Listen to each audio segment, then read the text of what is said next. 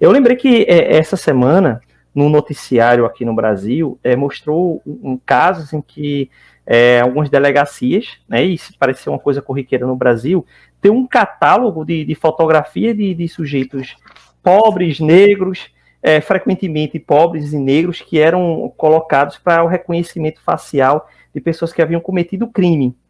E eu tinha preparado já uma pergunta para o senhor, que é muito nesse sentido, porque em seus livros Cidade Febril, Lá Trabalho em Botequim, o senhor trata do conceito de classes perigosas, que eram discutidos no nosso parlamento no final do século XIX, que estabeleciam justamente um grupo da sociedade que eram potencialmente perigosos, né, a grosso modo seria isso, né? Então, o senhor poderia nos explicar quem eram esses sujeitos considerados perigosos pelos representantes do Estado lá no final do século XIX, né? E apesar desse termo classes perigosas ser datado, né, que é daquele período, é possível perceber algo semelhante nessa atualidade, né? Se essa relação, por exemplo, que eu fiz agora, né, ela faz sentido?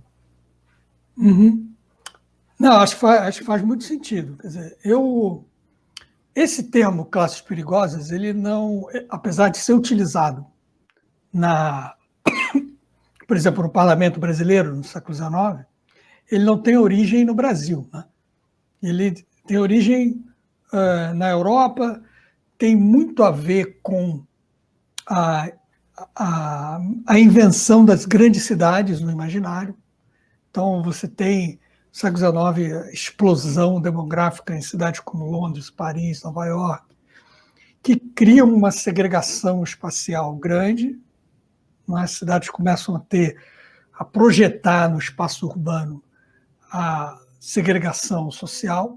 Então, por exemplo, a reforma de Paris nos anos 50, que teria inspirado a reforma do Rio de Janeiro no início do século XX, que faz com que a cidade passe a ser claramente segregada nos bairros onde moram as pessoas pobres, uma reserva de espaço para o capital, para a moradia dos ricos, as cidades configuradas como a gente conhece hoje, né?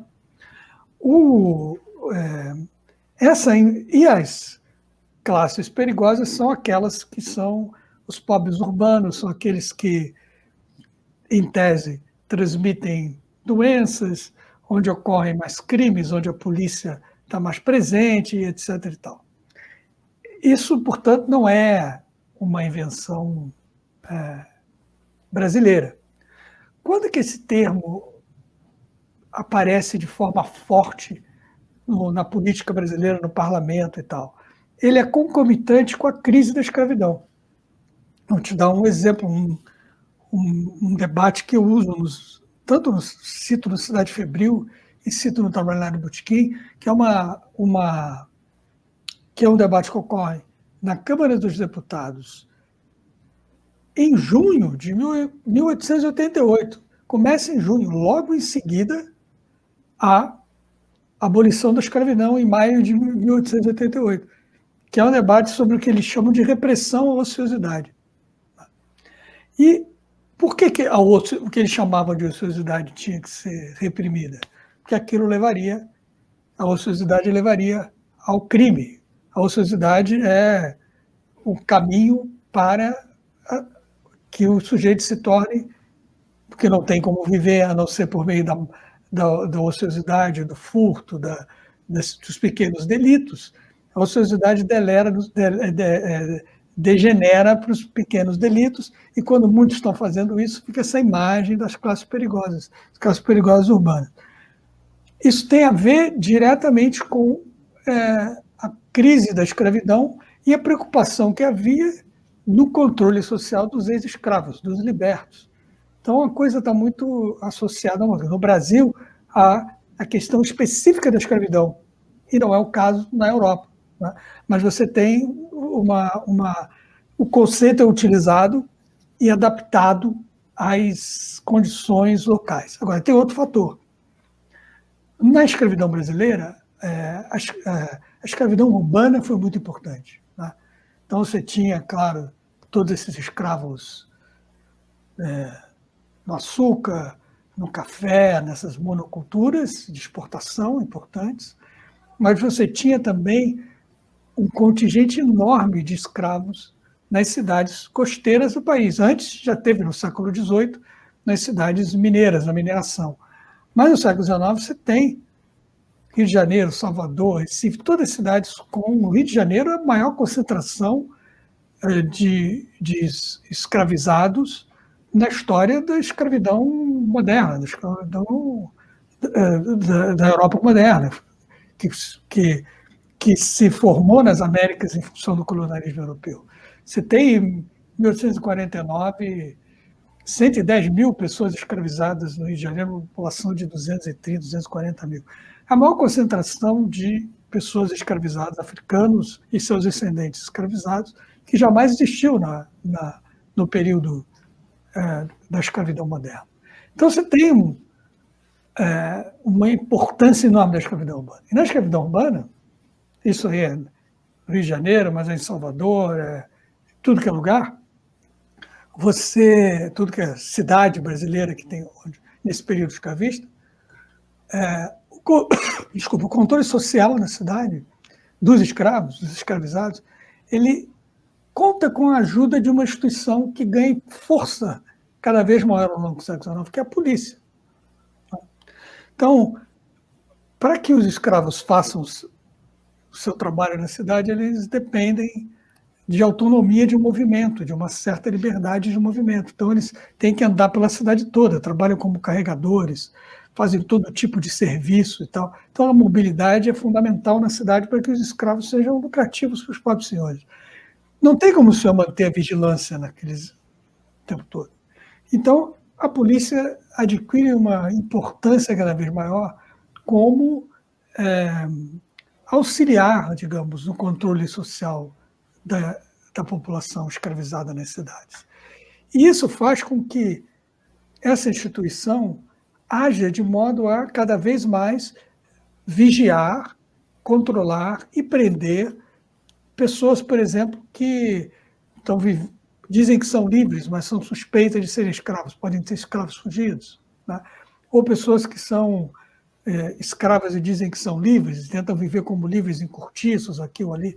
Então, a polícia ela vai servindo como uma espécie de rede de suspeição generalizada sobre as pessoas negras, encarregada sempre que possível de tentar descobrir se uma pessoa que se diz livre de fato é livre, se é ou liberta, quer que apresente a carta de alforria, isso aqui. Então, você vive uma situação para a população negra livre e liberta, a liberdade é sempre uma instituição é uma situação muito precária, porque a ameaça de reescravização paira com muita força sobre essa população urbana o tempo inteiro. Esse foi o tema do meu último livro, Da Força da Escravidão. Exatamente, isso está ligado também à ilegalidade da escravidão como instituição, né? Porque desde 1931 você tem aí 750 mil pessoas, pelo menos, que foram escravizadas ilegalmente e vieram para o país, elas estavam em toda parte.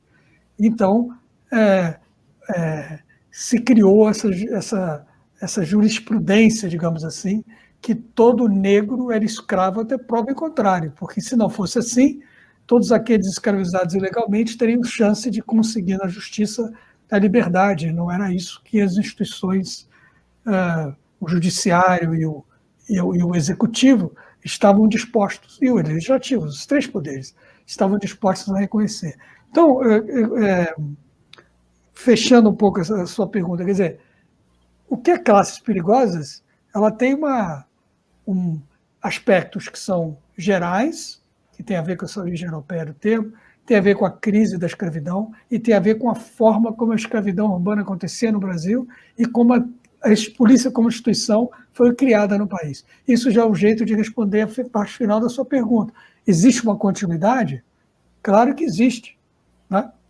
A questão da violência policial no Brasil e esses debates todos a respeito de se é possível ou não, em algum momento, virar essa questão do genocídio da juventude negra, da violência policial no país e tal, acho que é preciso pensar nessa questão no longo prazo.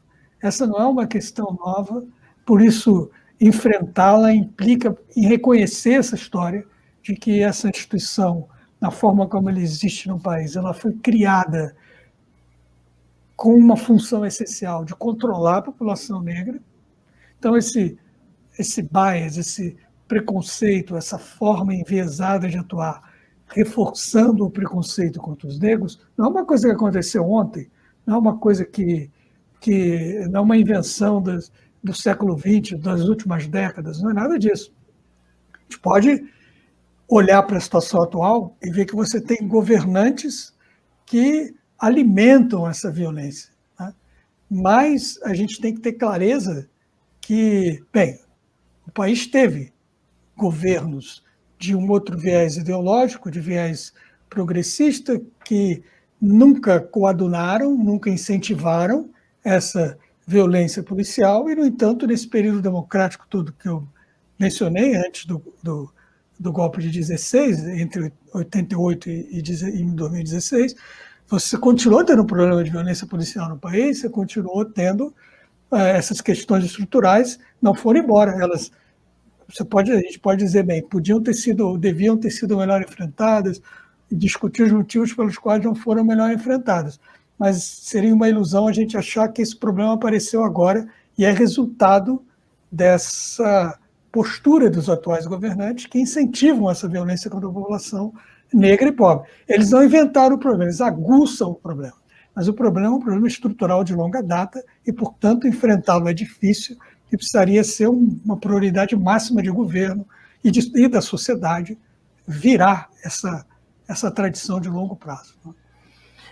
Muito obrigado, professor, por essa resposta. E quando eu lembro que quando eu li lá Cidade Febril, né, a primeira vez em que eu me deparei com esse tipo de debate, acho que eu fiz essa relação imediata e passou a ser realmente uma preocupação minha tentar enxergar esse problema dentro dessa perspectiva mesmo de longa duração, seja de como se enxergava essa população brasileira, dentro dos aspectos que o senhor colocou aí, dos instrumentos que vão se construir nesse período pós-abolição também, e como lidar com essa população que a princípio, né, saía da condição de cativeiro, fora toda uma outra massa que já era liberta, né, ou livre, e como a gente pensa hoje essa população pobre, sobretudo essa população pobre, negra, periférica, né, e como nós temos os mecanismos de justiça, né, e de violência policial atuando. Acho que é uma coisa que para nós, professores, professoras, historiadores, e enfim, toda a sociedade está pensando junto.